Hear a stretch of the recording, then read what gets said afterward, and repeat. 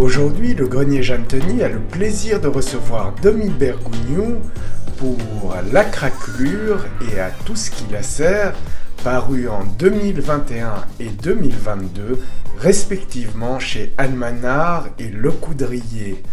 Un entretien mené pour vous par la toujours aussi énigmatique Listeria Wallner, accompagnée de l'autrice aux lectures. Donc aujourd'hui, le plaisir de recevoir Domi Bergougnou pour ces deux derniers recueils parus en 2021 et 2022 chez Almanach et Le Coudrier. Deux recueils qui ont une communauté de thématiques et dont nous allons parler dans un instant. Mais avant, pour ceux qui n'ont pas la chance de te connaître, est-ce que tu pourrais te présenter et nous décrire un peu ton parcours? Alors, mon parcours professionnel, entre autres. Alors bon, mon parcours professionnel, il est assez atypique, au fait. J'ai fait de nombreux métiers différents, ce qui est quelque chose qui devient assez encouragé pour les générations plus jeunes que moi, mais qui à l'époque était considéré comme étrange. Donc j'ai fait toutes sortes de choses. J'ai été visiteuse médicale, hôtesse de l'air, professeur de français, documentaliste, orthophoniste, ça c'est le dernier, et chargée de communication, oui, à la FNAC, et quoi d'autre, j'en oublie sûrement. Voilà. Donc au niveau des passions qui m'animent, c'est à la fois le chant et la poésie. Ça c'est à peu près depuis toujours. Mais j'ai passé j'ai beaucoup écrit quand j'étais très jeune, jusqu'à l'adolescence, jusqu'au début de l'âge adulte. Puis après, j'ai passé un long moment sans écrire du tout. C'était un moment où je chantais plutôt. Et les deux sont pour moi assez liés finalement. Voilà. Et je n'écris que quand je trouve une urgence à écrire, en fait.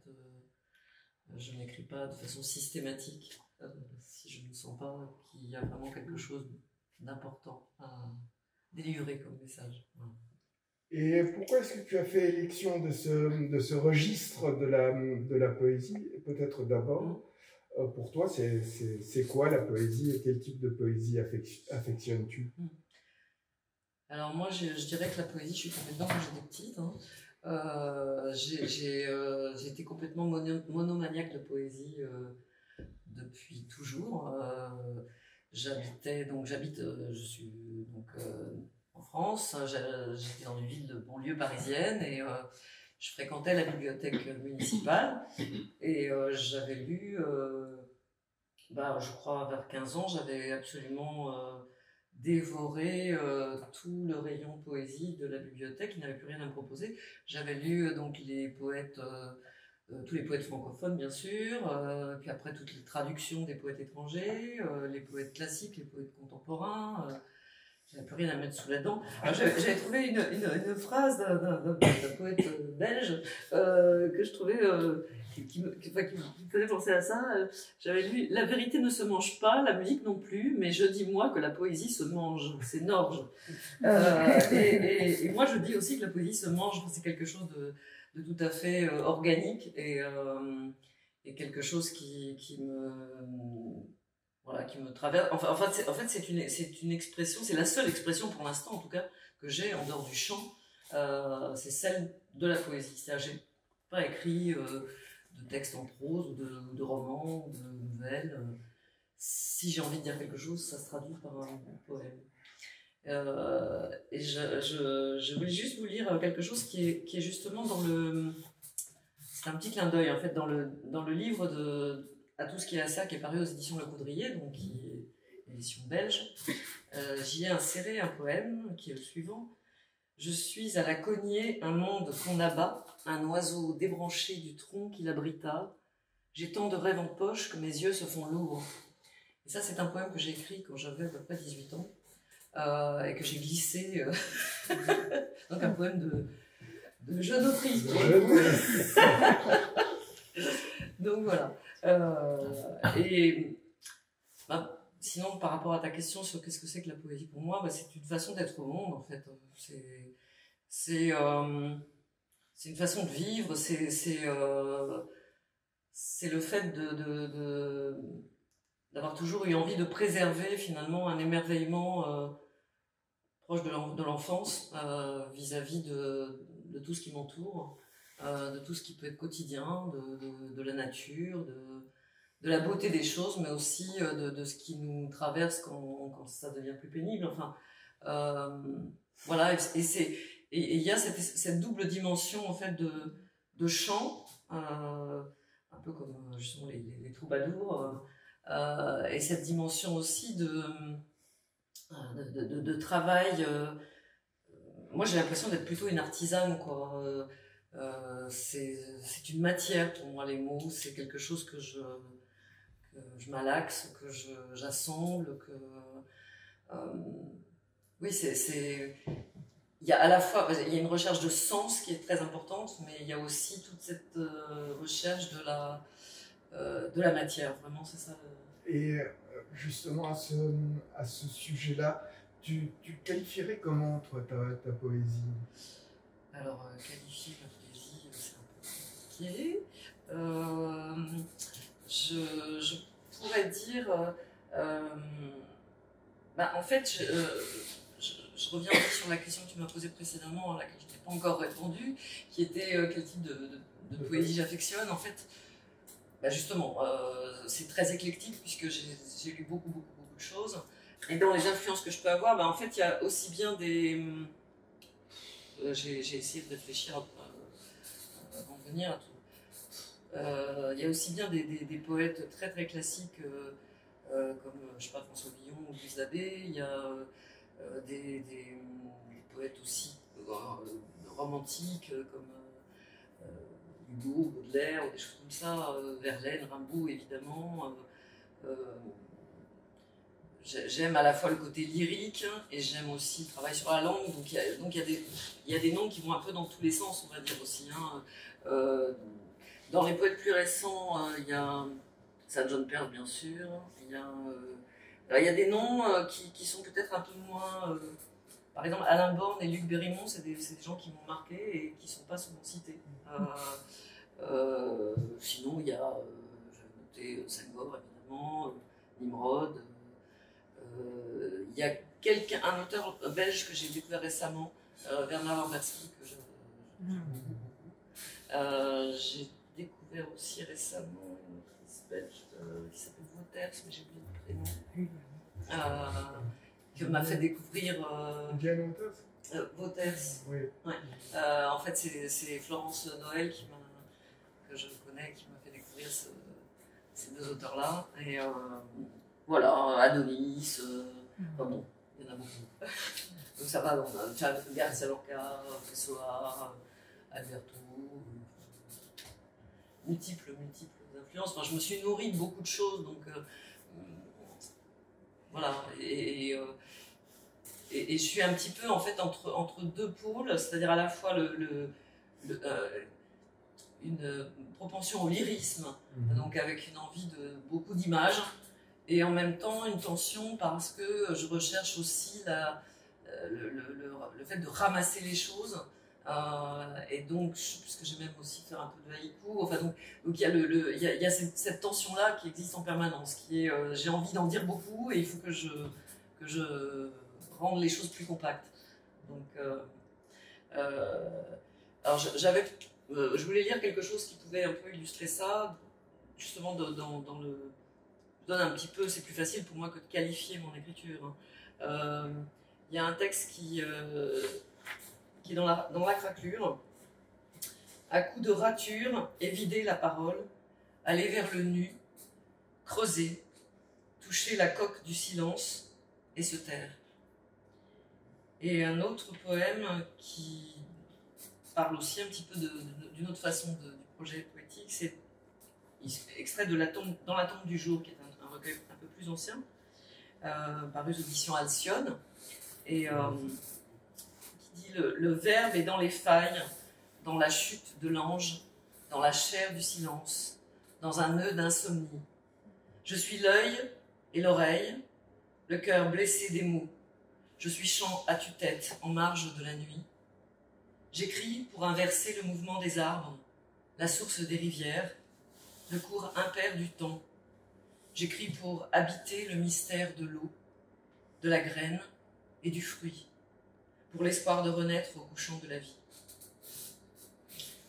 Bien, ça nous permet déjà de rentrer dans le vif du sujet, parce que ton œuvre, elle est traversée par une situation à la fois particulière et ordinaire, constituée par la situation tragique de ton fils. Est-ce que tu veux peut-être nous en parler, ce qui nous permettra de rentrer dans le sujet des deux recueils pour lesquels on se trouve?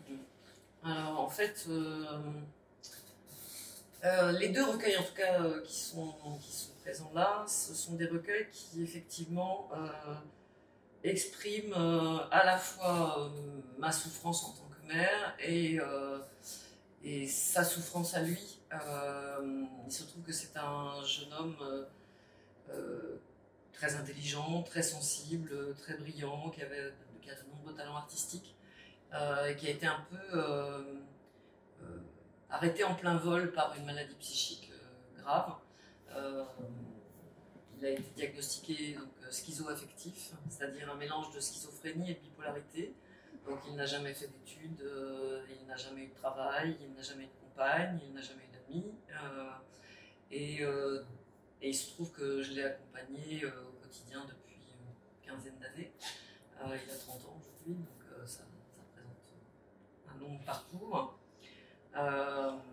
Et la situation des soins psychiatriques en France, qui apparemment n'est pas forcément mieux lotie, mais en tout cas en France, fait que on s'est souvent, l'institution s'est souvent appuyée sur moi pour le soutenir, par manque de moyens et de soignants et de structures, et a fait appel à moi à de nombreuses reprises pour lui donner un sens à sa vie, pour lui trouver des raisons de vivre, pour trouver des motivations, puisque précisément il n'y a pas de projet pour l'instant professionnel, un projet de vie vraiment. Donc c'est assez compliqué. Voilà, et donc alors si on revient sur les deux recueils, en fait, finalement, dans l'ordre des chronologique, on va dire, à tout ce qui la sert, qui est le texte paru aux éditions Le Coudrier, reprend des textes qui ont été écrits précédemment, qui parlaient en fait de la première hospitalisation longue de mon fils, qui a duré 8 mois. Et cette hospitalisation a été tellement difficile puisque c'est vraiment comme une espèce de tsunami dans une vie familiale. Moi, il se trouve que je n'écrivais plus, ou du moins plus régulièrement depuis assez longtemps. Et je suis revenue vraiment à la poésie. Alors c'est au moins l'aspect positif de la chose. Suite à ce tsunami-là, pour survivre. C'est vraiment une question pour moi de survie. De survie pour moi et d'envie de témoigner, de lui donner une voix. Parce que lors de cette première crise-là, il avait perdu l'usage de la parole pendant quelques mois. Et c'est quelqu'un qui écrivait aussi des poèmes, donc j'avais envie de traduire des choses qu'il ressentait. Donc voilà. Et le deuxième, la craquelure, lui, il est né plutôt pendant une période d'été caniculaire, pendant laquelle il se trouve qu'il avait très soif, parce qu'il a des problèmes aussi d'addiction à l'alcool. Et donc cet été-là, il a passé son temps à boire, et moi j'ai passé mon temps à essayer de le soutenir, de le relever, de l'accompagner dans cette descente un peu aux enfers. Et voilà. Et donc à chaque fois il y a deux parties, il y a plusieurs parties dans ces recueils. Il y a une partie où j'exprime des choses qui le concernent lui, et aussi une partie où je m'exprime moi, soit sur ce sujet-là, soit sur ma vision de la vie, sur ce que ça m'évoque, de façon un peu plus générale. Comment tu as choisi les titres des recueils, d'une part, et d'autre part, les illustrations des couvertures? Alors, les titres des recueils, hein, bon, il y a la craquelure, il y a tout ce qui la sert, ben, ça évoque assez facilement, je pense, l'idée de la blessure, hein, des blessures multiples, hein, qui sont à la fois les... Alors, à tout ce qui la sert, ça évoque même précisément des... il se trouve que quand il était en crise, il faisait des scarifications, donc ça évoque aussi ça. Et la... Et, pardon. Et la craquelure, en fait, c'est l'idée que le monde se fendit quand il y a un événement grave qui vient comme ça l'interrompre. Voilà. Et alors, pour ce qui est des illustrations... alors, oui. Donc, la craquelure a été illustrée par mon ami Jean-Denis Bonan, qui est à la fois donc, poète, scénariste, plasticien, etc. Et nous avions d'ailleurs la maison d'édition Almanar, au moment ça s'est passé à peu près au moment du confinement, et avait tiré un livre d'artiste en fait, avec des peintures découpées de Jean-Denis Bonan et quelques poèmes manuscrits donc par mois. Ça s'est sorti juste après le confinement. Je ne peux pas tellement vous en montrer puisqu'il m'en reste peu. Donc, voilà. Et l'autre, je ne crois pas qu'il y ait à l'intérieur.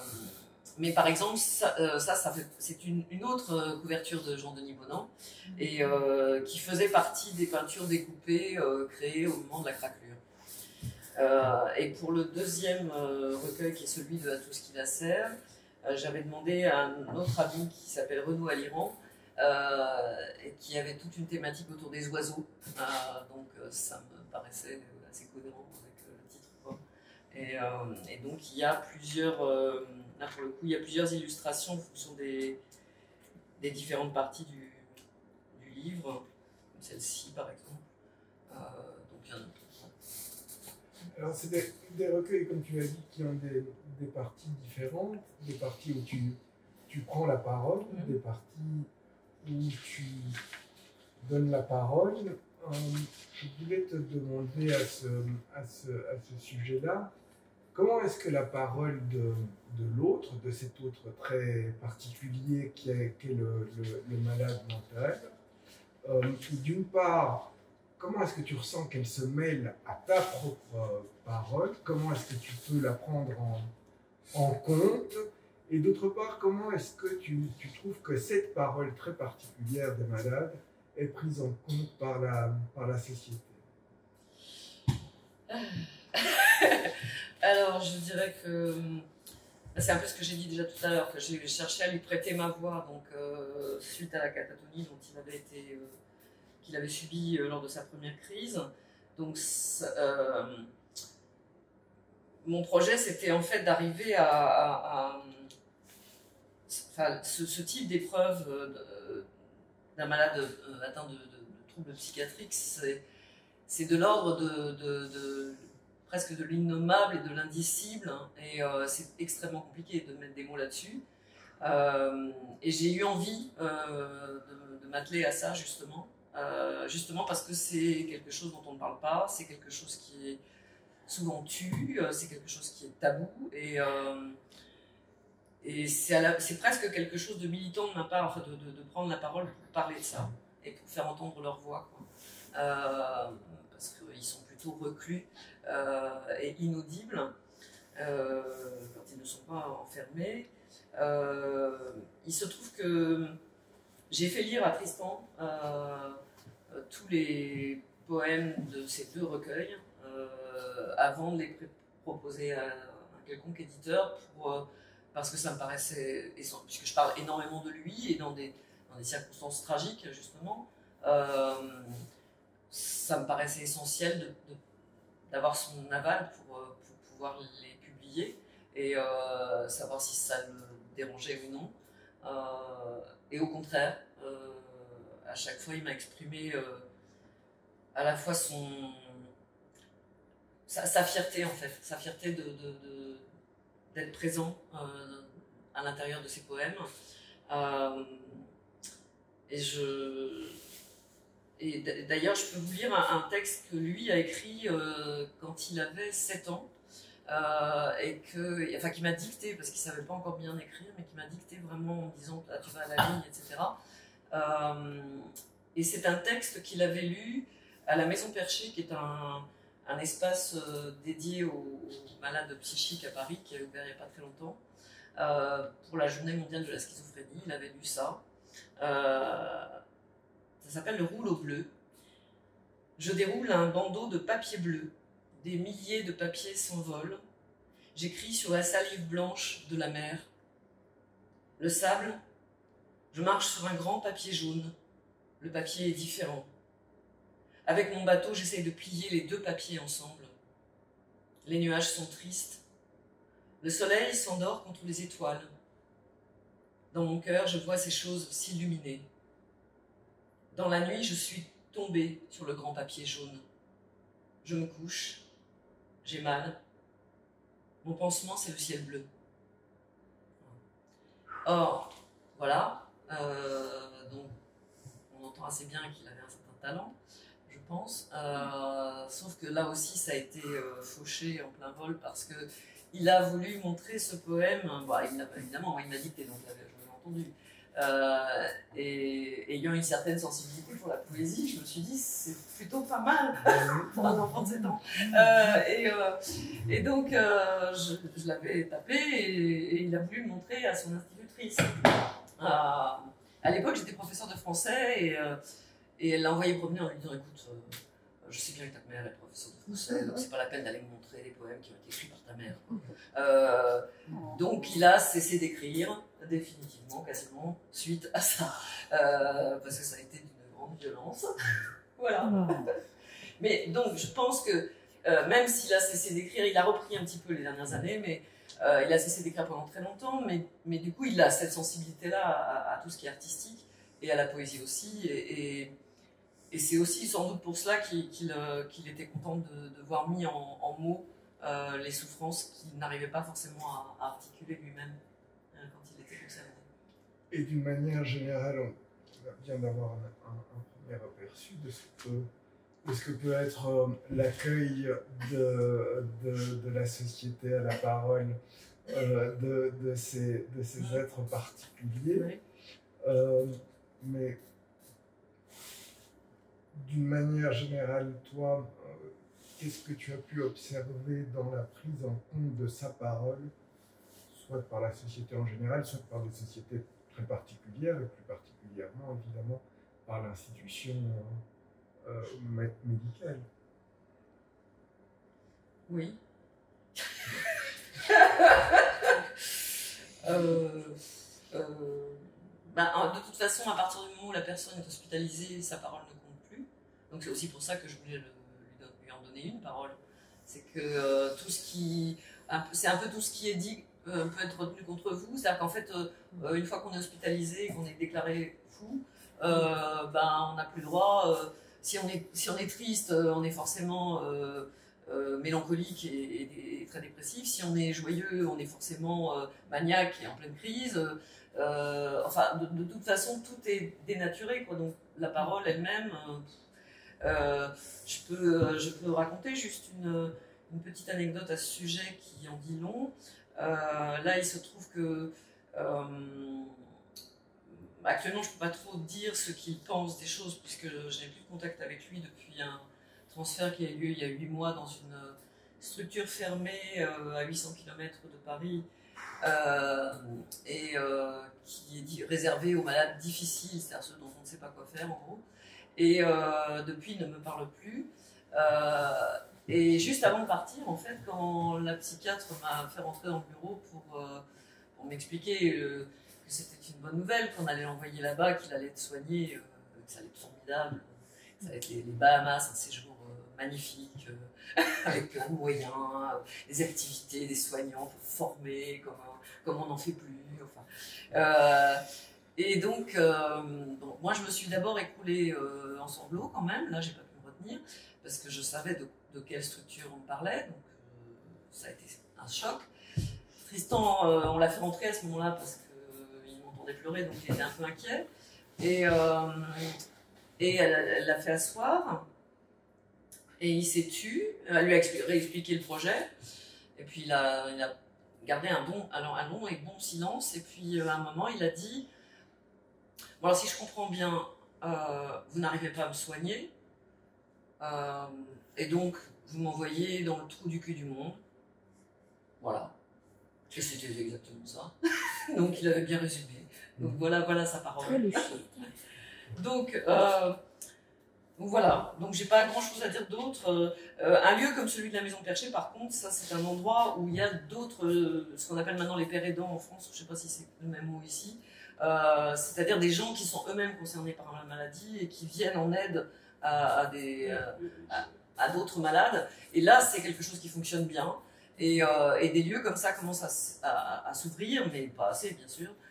Mais là au moins la parole est accueillie. Et justement le poème de Tristan que j'ai lu tout à l'heure, il a pu le lire dans ce lieu-là, juste avant la dernière crise, qu'il a emmené là où il est actuellement. Et au moins il a eu un retour, c'est-à-dire que tous les gens sont venus le voir à la fin en lui disant est-ce que c'est beau, est-ce que tu en as écrit d'autres, etc. Donc sa parole là, elle avait vraiment été entendue, mais dans un cadre qui n'est pas médical. Dans le cadre médical, c'est beaucoup plus difficile. J'aimerais bien aussi pouvoir lire peut-être quelques textes. Mais vas-y, je t'en prie. Tu commences par la craquelure ou pas? Oui, peut-être, oui. Ouais. Alors, sortir un petit peu, ça en parle aussi, hein, mais revenir à l'expression poétique elle-même. Donc il y a deux parties en fait dans ce recueil, qui sont donc cette partie dont j'ai parlé, qui parle dans les deux recueils, il y a la souffrance d'un être qui est empêché en fait, et puis il y a ma souffrance moi aussi en tant que mère. Donc le premier texte s'appelle Colosse. Qui n'a vu un colosse se fissurer de cris, écraser son front lourd contre des murs de verre, qui ne l'a entendu hurler en pleine nuit, à l'amour, à la mort, prendre à partie le ciel de son destin maudit, implorer tous les dieux pourtant sourds à sa peine, et tomber à genoux, la bouteille à la main, ne sait rien du désespoir. Ses hoquets et ses pleurs submergent le printemps. Les fleurs coupées de larmes, il compte les pétales. Elle l'aimait, un peu, peut-être, pas du tout. Tout s'écroule, et dans le caniveau, il s'arrache le cœur. Et un autre texte qui parle aussi de cette addiction à l'alcool, et de ce passage de l'été. J'ai passé tout l'été à éteindre le feu dans sa gorge brûlante, à retarder les heures où son corps crie encore, à lutter avec lui pour éloigner le monstre du manque dévorant. Chaque soir, il repart noyer son mal-être, la flasque de vodka qui brille dans sa main lui redonne un sourire qui bousille mon cœur. Je suis mère chagrin, je suis outre de larmes. J'ai passé tout l'été à éteindre des feux. L'alcool est tout puissant et le monde est en flammes. Parce que c'était aussi un été où il y avait eu des méga incendies en Australie, par exemple. C'est dans Au berceau de nos bras, qui est un texte qui est paru aux éditions Bleu d'encre, édition belge aussi. Je suis la femme louve. Regardez tout au fond de mes yeux gris et or. Vous y verrez vos âmes rôdées, errantes et sombres. J'ai laissé des odeurs de larmes sur la pierre, des empreintes d'amour dans le creux de la roche. J'ai caché mon enfant dans les replis du jour. Ne vous approchez pas de son être blessé. Mes crocs sont si aigus qu'ils vous mettraient en pièces. Entendez le blizzard s'engouffrer dans ma gorge. Écoutez donc la terre gronder sous mes orteils. J'ai creusé ma tanière, à l'abri des regards. Mon enfant y repose, blotti dans la fourrure. J'ai hurlé tant de nuits sous la lune des neiges pour le garder vivant. Et un autre texte qui parle d'autre chose. Là, je suis en vrac. Vas-y. Parce que j'avais mis d'ordre, puis c'est parti. C'est parti. Donc voilà. Parce qu'au début, je les ai imprimés parce que je me suis dit que je vais me perdre dans les recueils. Bah, finalement, je me perds dans les feuilles, c'est pareil. Donc, alors ça, c'est dans À tous ceux qui la serrent. On dirait que je serais le lapin, l'oiseau, le daim, l'ours, l'animal traqué dans les bois, le projectile et la proie, le plomb et l'air comprimé, la trajectoire et la cible trouée. J'ai hiberné un long moment, loin du bruit. J'ai mis l'écorce, les brindilles, l'herbe sèche sur une pierre. J'ai soufflé sur l'étincelle pour que prenne le feu. J'étais l'arbre tombé à terre où se cache la forêt. Accroché à mon cou, la boîte de mon crâne, son poids de viande sous le vent. Je me suis assise tout près. La chaleur m'a traversée. Je suis flamme et je brûle. Et un autre tout petit dans la craquelure qui va du côté des textes très très courts que j'écris et où enfin pour moi ce qui est important aussi dans la poésie, c'est une dimension qui est presque, je sais pas, mystique ou ontologique, enfin une réflexion vraiment sur la vie. Le train avance sous le drap rêche et lourd des nuages. La vie a-t-elle un autre sens que celui d'ouvrir et de fermer les yeux sur le monde?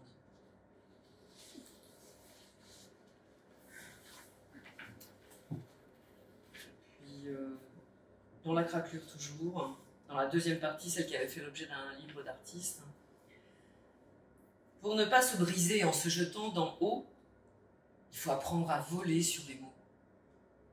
Si tu as le vertige, la chute sera irréversible. Pour ne pas déchirer l'espace des oiseaux, il faut apprendre à sculpter l'indigo. Oh. Je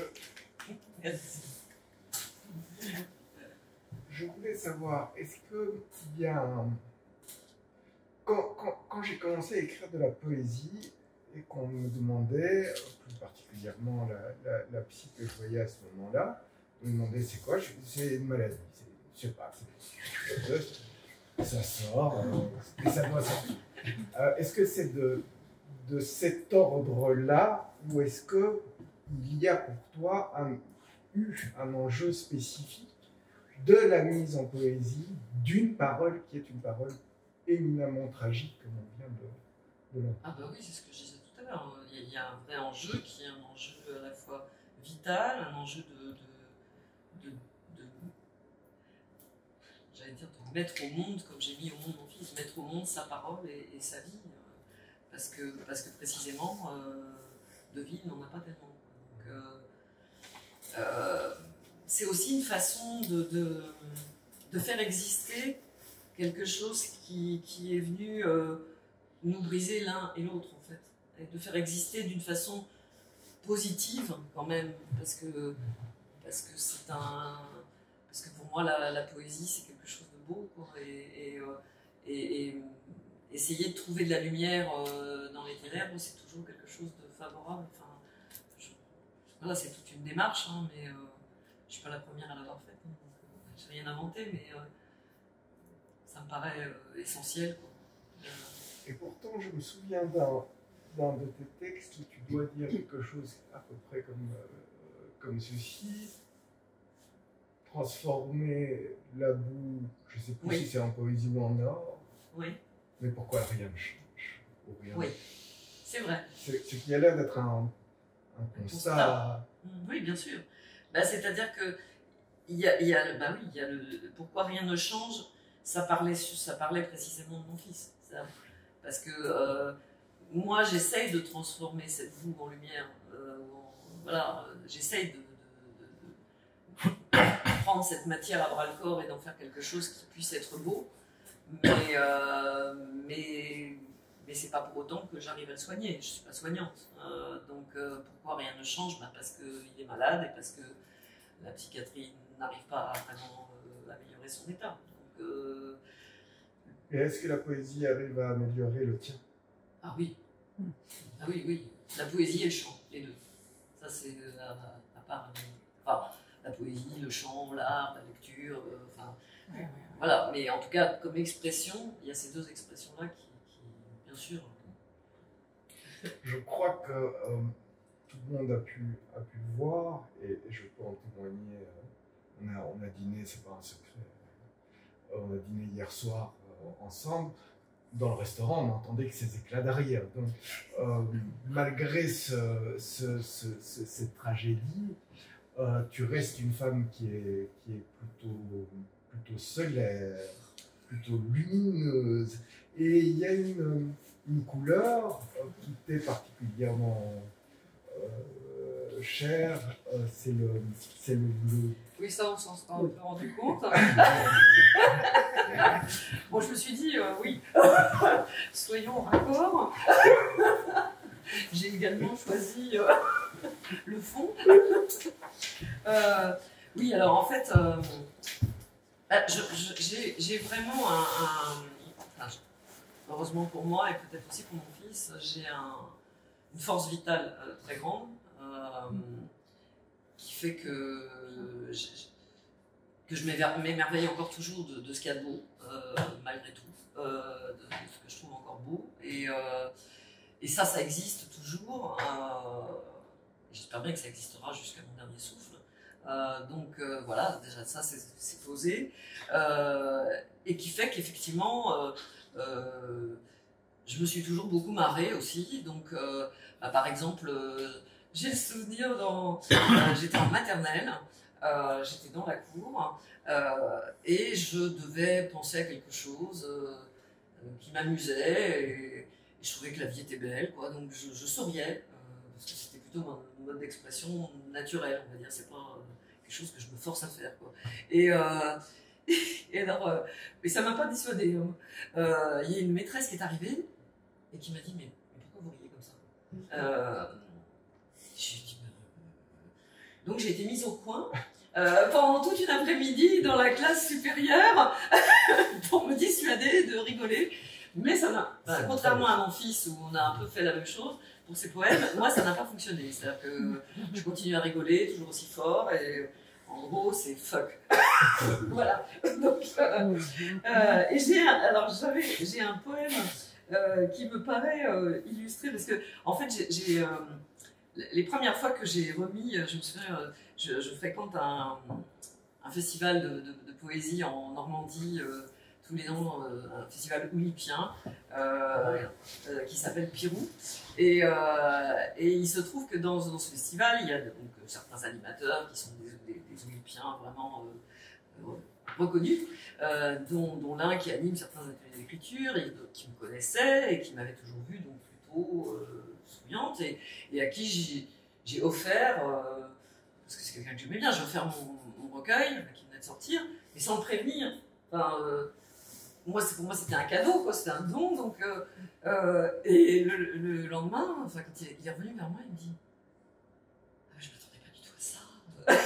Il me dit c'est quand même étonnant, quoi, parce qu'il me dit t'es tout le temps, comme tu disais, lumineuse, ou tu te marres, tu rigoles, tu souris. Et là, c'est fort, quoi.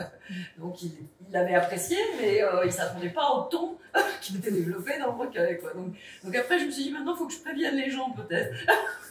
C'est pour ça, tout à l'heure, quand vous aviez rigolé, à un moment, je vous ai dit, je ne pense pas que ça vienne du livre.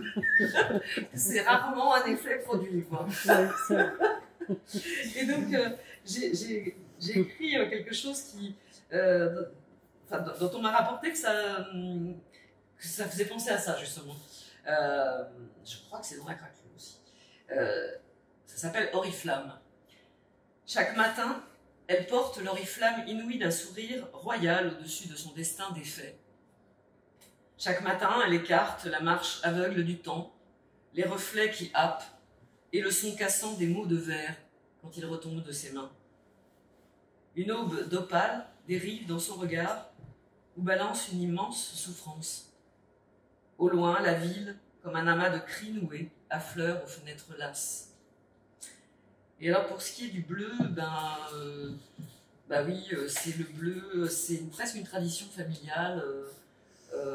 J'ai hérité ça de ma grand-mère, qui était d'ailleurs belge, d'où ma volonté de me faire éditer en Belgique.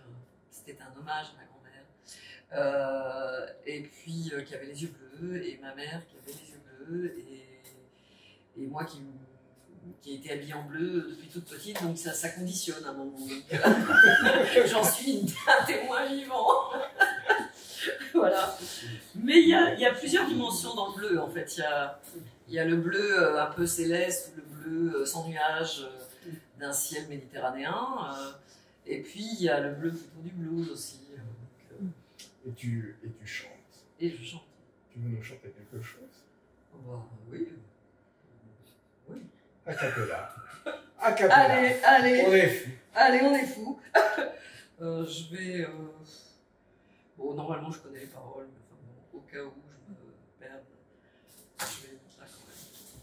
Alors, il s'agit d'un blues Enfin, bon, je chante du rock, je chante du jazz, je chante du lyrique, je chante beaucoup de choses. Et ce blues-là, en fait, il a été repris entre autres par Chet Baker, et j'aime beaucoup cette version-là. Bon, je n'ai pas la voix de Chet Baker, mais je vais faire ce que j'ai pu voir. Alors, c'est You Don't Know What Love Is. You don't know what love is until you've learned the meaning of the blues, until you've loved the love you had to lose. You don't know what love is. You don't know how lips hurt until you've kissed and had to pay the cost, until you flipped your heart and you have lost. You don't know what love is. Do you know how lost heart feels? The cloud of reminiscing, and how lips the taste of tears lose their taste for kissing. You don't know how hearts burn for love that cannot live yet never dies, until your face is down with sleepless eyes. You don't know what love is. You don't know what love is.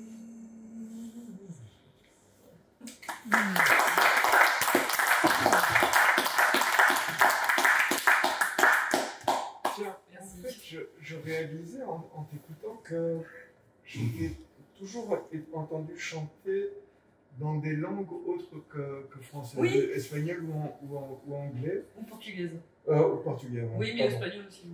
Ah oui, alors ça c'est... Est-ce que il y a quelque chose à creuser là, dans le fait que tu chantes dans des langues étrangères. Mais que tu écris en français. Oui. J'ai toujours été attirée par les langues étrangères, j'ai lu donc des poètes dans des traductions. Alors bien sûr, ce sont des traductions, donc ça dénature sans doute, et forcément un peu la poésie elle-même. Mais je trouve ça formidable. Moi, j'aimerais bien que mes poèmes soient traduits dans d'autres langues. Enfin, je trouve que c'est formidable de pouvoir lire la poésie d'autres cultures, quoi. Enfin, j'ai été passionnée par la littérature japonaise, par la littérature russe. Enfin bon, alors c'est pas pour ça que j'aime pas le français. J'écris en français parce que de toute façon je peux pas écrire dans une autre langue. Je suis pas assez versée dans une autre langue pour faire dans une autre. Mais je sais pas, je chante aussi en français, hein, ça peut m'arriver. En jazz, il y a quand même moins de choses. Surtout en français. Ouais, voilà. Il y en a moins. Là, c'est que bon, dans des groupes de jazz, souvent on fait surtout des reprises de standards de jazz en anglais. Donc c'est plutôt ça, mais j'aime bien, oui, plein de choses. Barbara, Nougaro, Brel, évidemment. Enfin, il y a plein de chansons françaises que j'aime beaucoup, mais je ne saurais pas forcément là les interpréter. C'est un piège. Je n'ai rien de prêt, j'ai rien sous le coude. En portugais, si tu veux. Je peux le faire. Oui, si tu veux le faire. Ah oui, note. Voilà. Après l'anglais, le portugais. Ben, en fait, le portugais, pourquoi? Parce que la saudade en brésilien, ça dit un peu la même chose que le blues. Donc, j'ai développé un petit peu un répertoire dans ce domaine-là. Et du coup, j'ai envie de chanter quelque chose qui est... Enfin, c'est moins la saudade qu'une autre que j'avais dans la tête, mais je crois que je vais la chanter parce que c'est une chanson fétiche de ma complicité avec mon fils quand nous avions un lien fort, hein, c'est-à-dire il y a quelques mois encore, parce que lui, il fait de la musique, hein, il joue de la guitare et il m'accompagnait. Et c'était un duo qu'on faisait régulièrement. Ça s'appelle Corcovado. Et c'est... cantinho, violão, esse amor, uma canção, pra fazer feliz a quem se ama. Muita calma pra pensar e ter tempo pra sonhar. Da janela vê-se o Corcovado Redentor, que lindo, essa vida sempre assim, com você perto de mim até o apagar da velha chama. E eu que era triste, descrente desse mundo, a encontrar você eu conheci o que é felicidade, meu amor.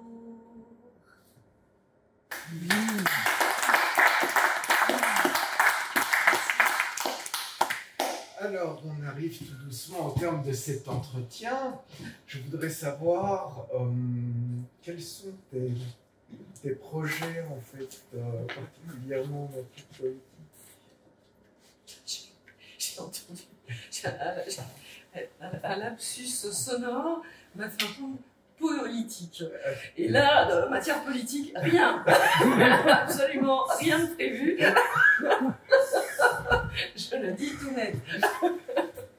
Enfin bon, en tout cas, personnellement. Alors, en matière poétique, j'ai un projet. J'ai effectivement adressé un manuscrit pour lequel d'ailleurs je n'ai pas eu à demander l'aval de mon fils parce que ça ne parle absolument pas de lui.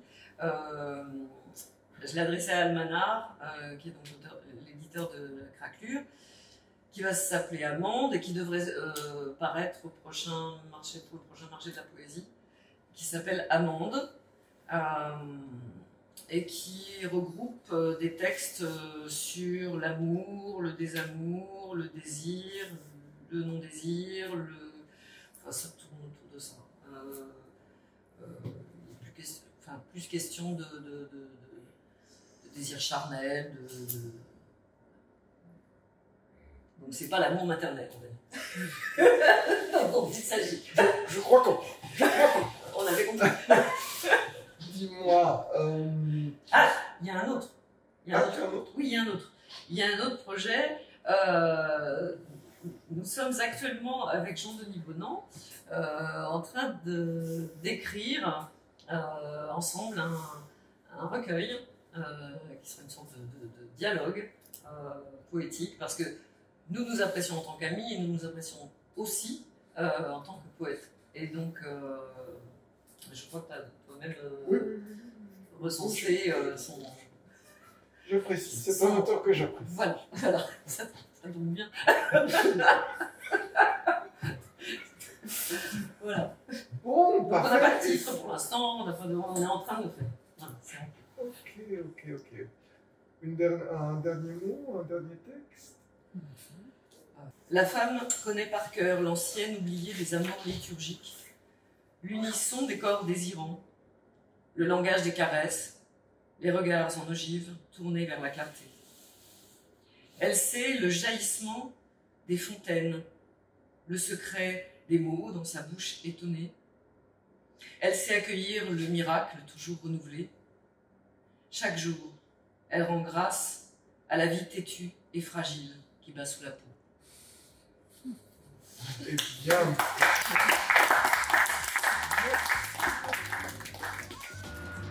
Eh bien, ma chère Domi Bergugno, je vous suis reconnaissant de nous avoir gratifié de cet entretien et pour vous remercier de votre participation à ces masques et la plume, cette rose qui ne devrait être pour vous qu'une pierre de Ronsard.